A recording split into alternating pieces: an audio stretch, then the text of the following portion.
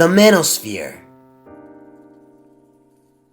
The Manosphere, a place where womenizers, meatheads, hopeless romantics, and broken-hearted souls conglomerate to debate who's the most superior and inferior of all men walking planet Earth. Now, I typically try to distance myself from the Manosphere, but I figured I'd take a trip from my side of the galaxy to explain what I believe to be fundamental differences between three male archetypes commonly discussed in the Manosphere. And as we know, those three archetypes are betas, alphas, and sigmas. But more importantly, I'm going to talk about sigmas because while there are cascades of information and discussions about betas and alphas, sigmas are often dismissed as the unicorns of the bunch. Now, for starters, I want to say I think one of the best ways to explain the psychological nature of any personality archetype, whether it be Myers-Briggs personality types, zodiac signs, numerology, or whatever, I think one of the best ways to explain such archetypes is through the lens of animal symbolism. Needless to say, I will be using animals to illustrate what I believe to be the differences between betas, alphas, and sigmas. But in this particular video, I decided to condense the animals of choice to a specific species. In this particular video, I decided to associate each of the three archetypes with one of the most popular animal species on planet Earth. Felines. That's right, felines. That being said, the first archetype on our list is the beta male. The beta male, the undisputed scapegoats of all three archetypes. Unfortunately for the beta male, he is highly regarded as the running joke of all three archetypes. Widely viewed as weak, incapable, and undesirable to highly desirable women, we can probably go on endless tangents highlighting the shortcomings of the poor beta male. But I'm going to try to spare the beta male a bit and give some not so common objective insight on what I actually believe are some positive attributes of the beta male. You see, contrary to popular belief, the beta male can actually be quite likable, active, charming, and even lovable. This is why I would associate beta males to house cats. Much like house cats or domestic cats, whatever you want to call them, beta males can be friendly, loving, active, and yes, even independent. And without question, beta males are oftentimes very smart, very intelligent. You see, the thing about cats is cats may not overwhelm or dominate a room with their sheer presence, but we do notice them. There's no such thing as anything or person that goes completely unnoticed, contrary to how the beta male may feel at times. Sometimes cats are looked at as prey in the eyes of bigger, stronger, fiercer animals, while many other times they may be looked at as amicable and pleasant additions to any household. However, beta males can be extremely sensitive. Not that there's anything wrong with that, but malignly sensitive, so much so that their sensitivity often becomes a liability. Oftentimes finding themselves incapable of channeling or overcoming any feelings of frustration, anger, or sadness into a constructive avenue that helps make their desires a reality. And unfortunately, the aforementioned traits of being loving and friendly are oftentimes what leads to beta males being taken advantage of. Beta males have a notorious rep for being walked all over by women. Oftentimes, the beta male is depicted as a sobbing man, always wondering and trying to figure out why certain women don't like him. Doing everything from the roses, the gifts, the constant text messages, the phone calls, wondering why this just isn't working. Wondering why she just isn't interested. But with sensitivity comes a sharp awareness of one's surroundings. And while the common stigma around beta males is that they are clueless and lack self-awareness, it's my belief based on lots of observations that beta males can actually be cunning, very self-aware, and surprisingly fierce, much like a domestic cat. A scorned beta male can range from reeking of self-pity, desperation, and clinginess, all the way up to vindictiveness, cynicism, and aggression. That's right, don't sleep on the beta male. Don't do it. Don't sleep on the beta male. Don't always judge them with a superficial eye because they can definitely be the proverbial wolves in sheep's clothing. Because while house cats are more inclined to scurry away from tussles and brutal fights to the death, Even house cats have been known to claw and bite the eyes out of sleeping enemies. Yes, we don't look at cats as dominating animals, but domestic cats serve a special place in our neighborhoods, in our hearts, and in our homes more than any of the other two felines I'm going to later discuss in this video. In fact, the only time a beta male struggles is when he's not self-aware enough to know when he has his sights on something that really isn't worth chasing or having, oftentimes ending up in the grasp of an abuser that doesn't appreciate what the cat has to offer, or ended up flat out rejected and left astray. Much like a rejected house cat wandering the streets looking for a group or fellow cats to take him in. And unlike the alpha and the sigma, since the beta male oftentimes finds it hard to rebound or establish any sort of respect once the train of disrespect starts to pick up steam, they end up missing out on the wonderful new opportunities that present themselves, subsequently rendering beta males as the subjects of an immense amount of jokes and mockery, ultimately further spiraling into a state of self-pity and loneliness. Because while domestic cats do have occasional moments of wanting to be left alone, they very much enjoy companionship, being around other cats and people. I believe once the beta male learns to take certain mishaps with a grain of salt and to rise above any sense of humiliation he feels, the beta male usually has no trouble using his intelligence to maneuver through society peacefully and successfully.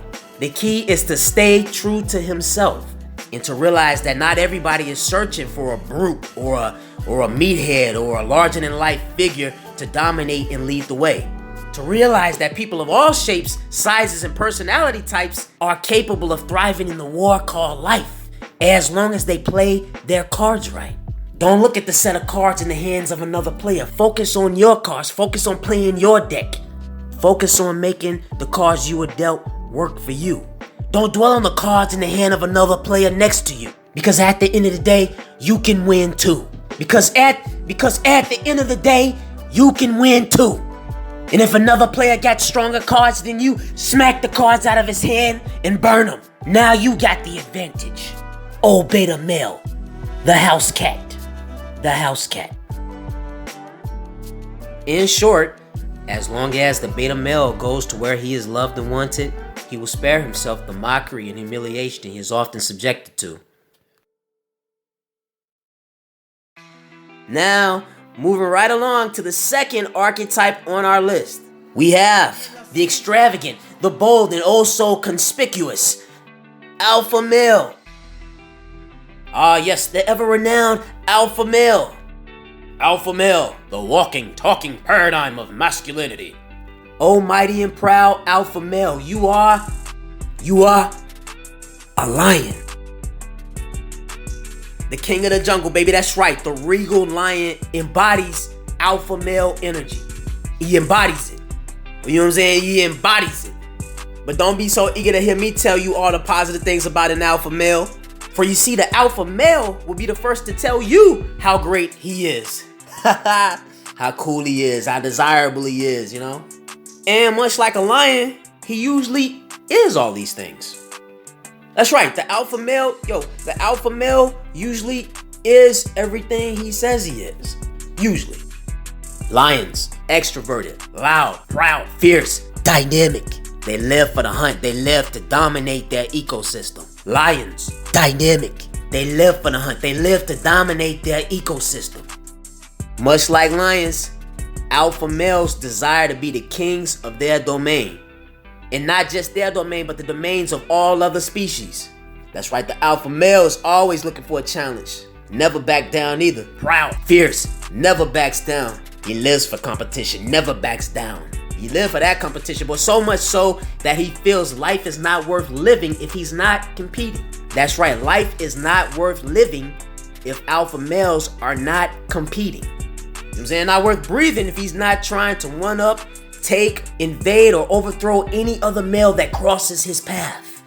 Swear, boy, this man will compete with you over anything and every little thing under the sun.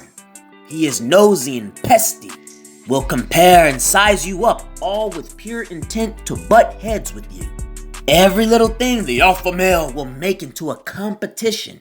Who got the bigger muscles? Who's stronger? Who better looking? Who got the better looking car? Who has the better looking girl? who can jump higher, who can run faster, who can eat faster, who can fart louder, and whatever else dumb shit he feels the need to compete over. Funny thing about dealing with the alpha male is even when it's obvious one has zero interest in even talking to, let alone competing with this cringe ball, he will persist to pester, compare, and poke because otherwise he feels empty inside. Because otherwise he'll feel empty inside. Oh, come on now. We've all met that one little douchebag that loves breathing down our neck like a hooker on crack. That loves breathing down our neck like a hooker on crack. Fiending for his daily dose of battle even when it's obvious the other individual has zero interest in any of the alpha male's creepy, cringy, and obnoxious competitive advances. But I digress. See, with the alpha male, what you see is what you get. There are no secrets, and there's rarely more that meets the eye. There's no such thing as a mysterious alpha male.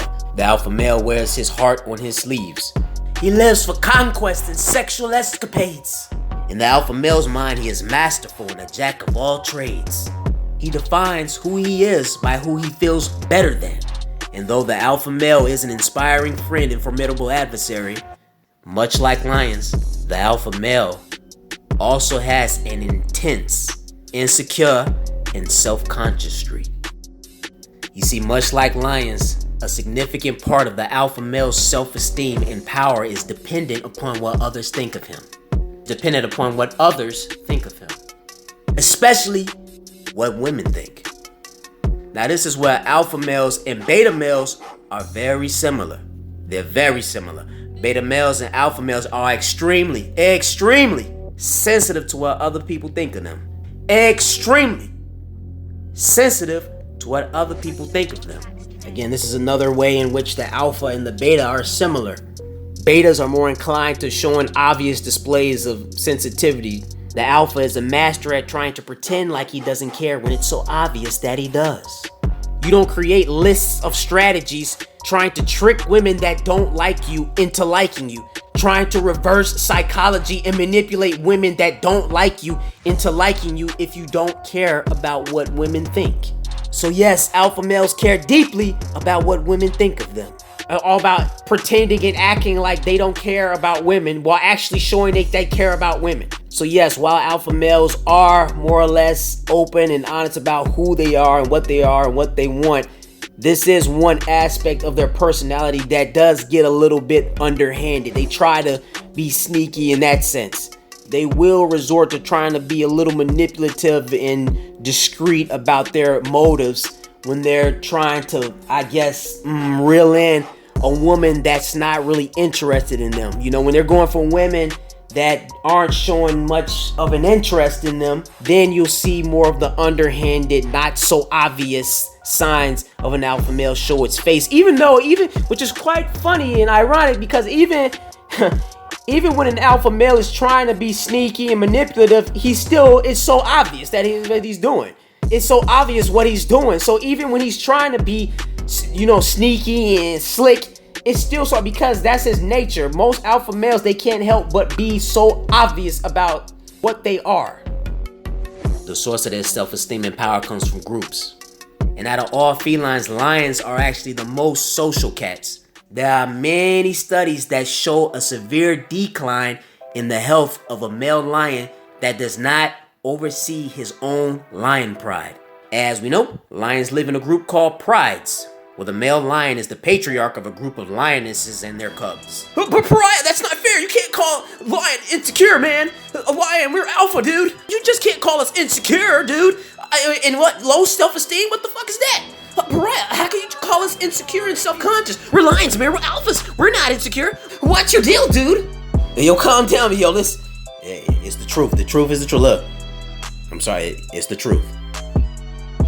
Lone male lions that are not the ruling patriarchs of a pride show signs of depression and in some cases die much sooner than male lions that oversee a pride. The alpha male is the same way. The alpha male gets his validation from women much like how the male lion gets his validation from the lionesses.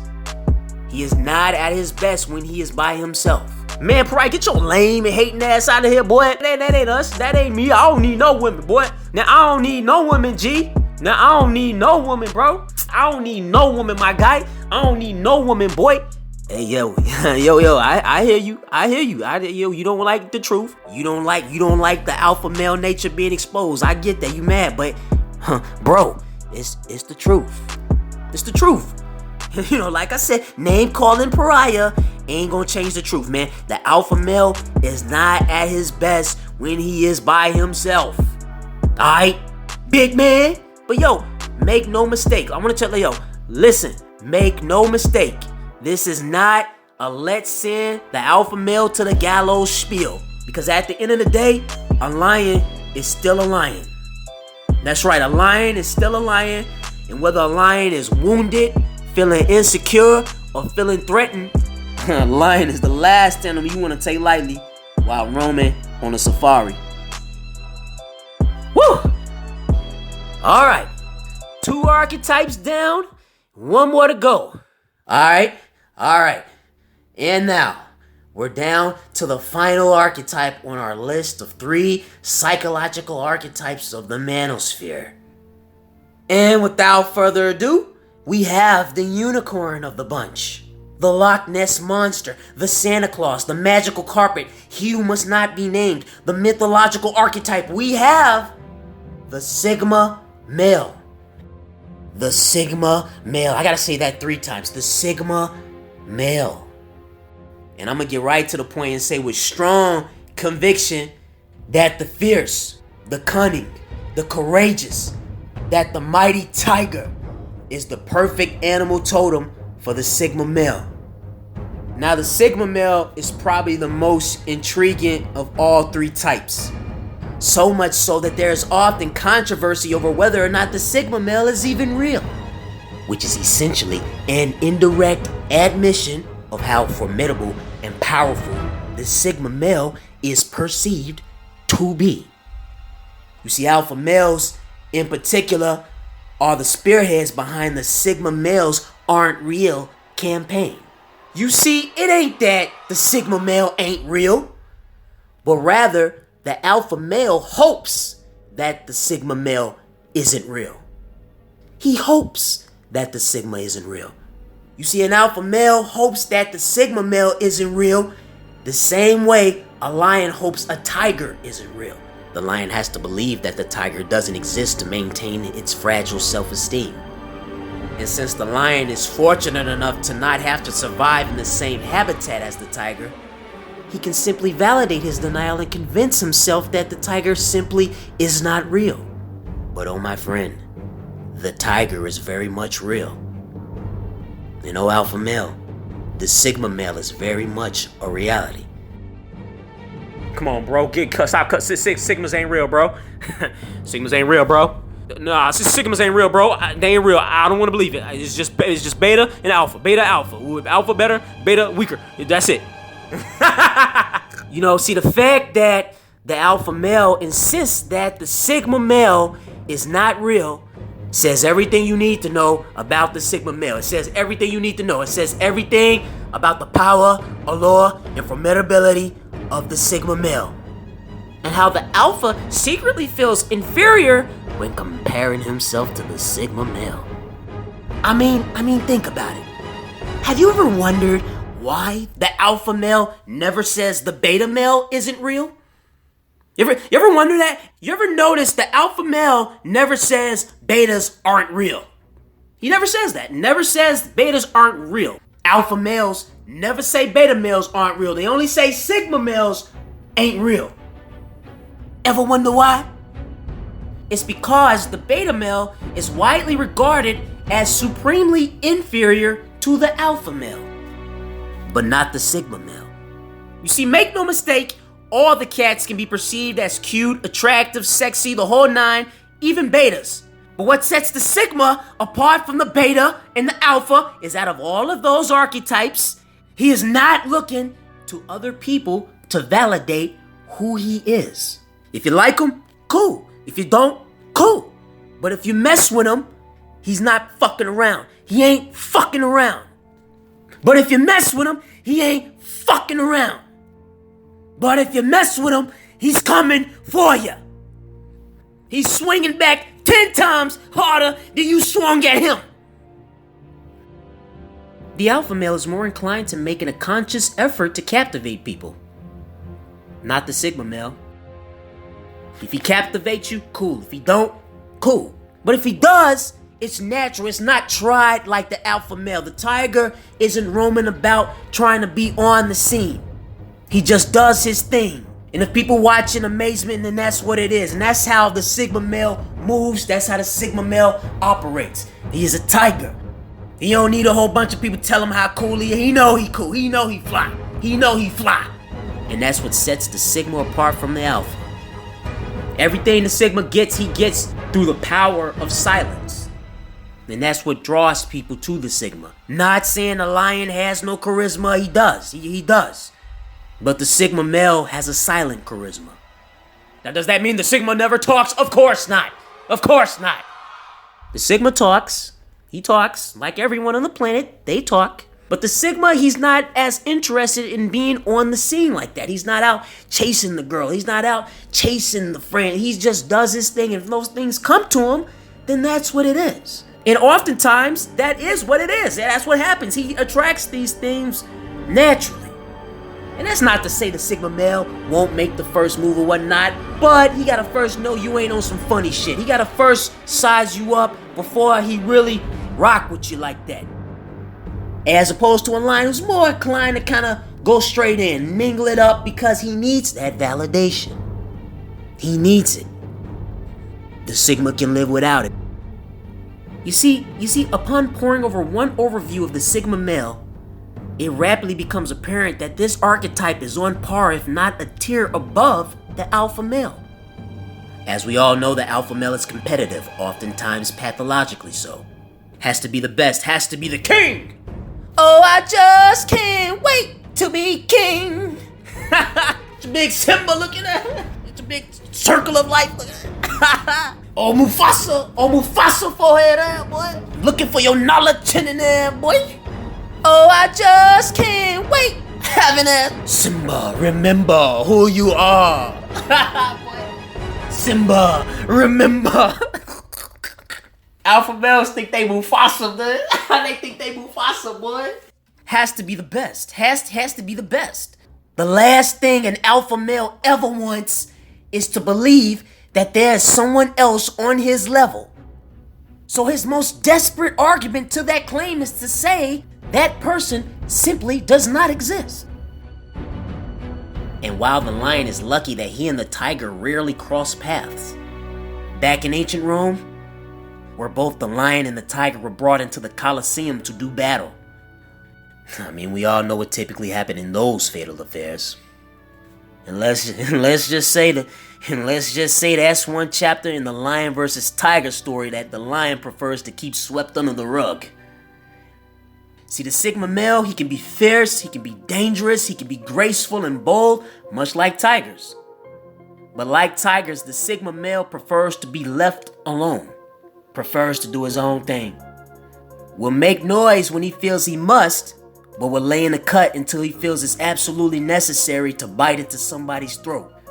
When the lions and tigers and bears alike come into contact with each other, the tiger knows how to flourish, but he walks to the beat of his own drum.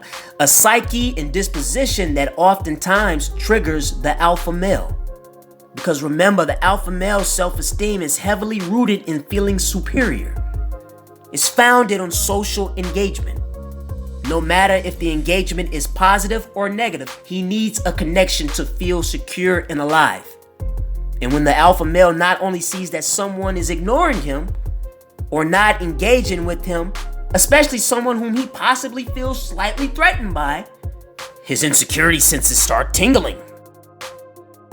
While to an extent, there is nothing wrong with wanting to be wanted, the alpha male absolutely cannot fathom the existence of a male that is not painstakingly insecure, hyper-competitive, hyper-self-conscious, hypersensitive, or in dire need of female validation because the alpha male is all of these things. The alpha male is all of these things. He needs the validation. He needs the esteem boost from other people. So by saying sigma males don't exist, the alpha male is actually saying emotionally secure men that don't need validation don't exist. By saying sigma males don't exist, you're saying men that are secure with themselves don't exist. Men that don't need female validation don't exist. Oh, unless they gay, right? Oh, but then you gay, right? Come on, man. Come on, man. You soft, boy. You soft, boy. Oh, well, if that's the case, then they gay. The gay card, right? If you throwing out the gay card, right? Yo, come on, man. You soft, boy.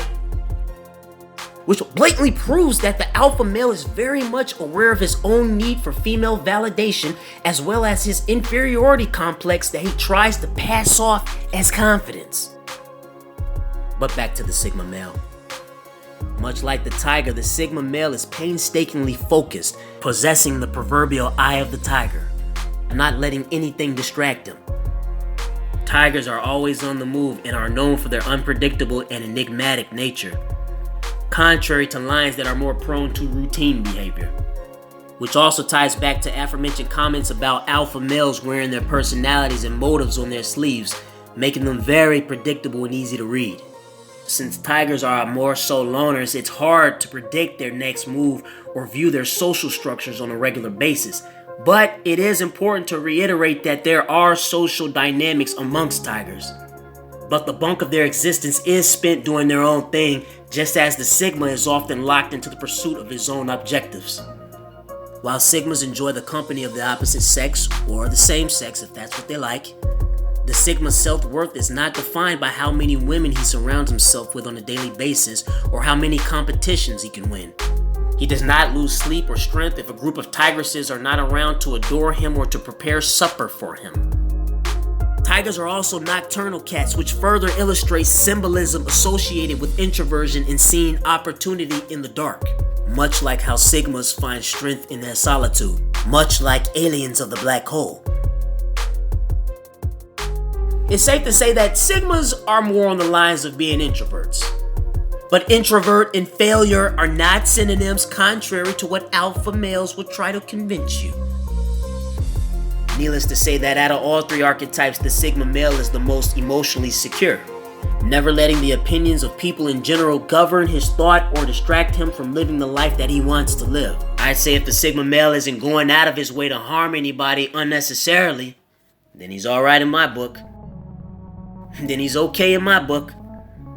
However, if there is one downside to the sigma male, is that he's so consumed with fulfilling his goals that he may sometimes forget to slow down and appreciate the simple pleasures in life. Whether sigma males care about the simple pleasures in life or not, most people that do care deeply about these things may view the sigma male as a lot less attractive than he was probably initially perceived to be.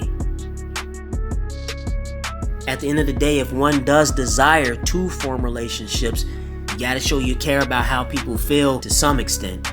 And if the sigma male decides he wants to slow down one day to form deep, long-lasting, and meaningful relationships, he has to start caring about how people feel to some degree. Well, there we have it. And there we have it, the differences between the three psychological archetypes in the Manosphere. And with that said, I want to leave on the note that being sensitive to what others think of you is not necessarily a bad thing. I mean, having a healthy regard for how others feel is essentially how relationships are formed and maintained. But when you're so sensitive that you will go against what you value, or you end up suffering from health complications due to the pain and stress you feel while dwelling on what others think about you, you begin to walk the line of self-destruction. Nonetheless, I would like to say that it really doesn't matter which of the three archetypes you fall into, because each type possesses the power to manifest anything their heart desires if they have a crystal clear understanding of themselves and their surroundings. The alpha male will try to convince you that he is the best at everything and that he has the secret to what all women want. The beauty about women is that all of them do not want the same thing. There are plenty of women that don't like alpha males. Many women that don't like loud, cocky, obnoxious men. There are also many women that don't like sigma males. Lots of women that interpret sigma males as being too reserved, aloof, serious, or stuck up even. There are many women that don't like the beta male because he's a so-called pushover that is incapable of obtaining power and success. But inversely, there are many women that do like beta men. As shocking as this may sound, there are women that do like beta males. Women that love to wear the pants and dominate their men. In fact, I think it can be argued that now more than ever, the beta male is a hot commodity amongst women in this day and age. I mean, I've seen complete dweebs manage to bang the attractive girlfriends of brash, sports car driving alpha male meatheads, so it's out there, it can happen. Shit, with all this technology, man, everybody's kind of got a shot nowadays, you know what I mean? As aliens of the black hole always emphasize, this hellhole of a game called life is all mental. It's all mental! Everything's mental. It's a mind game. It's a mind game. But until then, stay sharp and stay self-aware.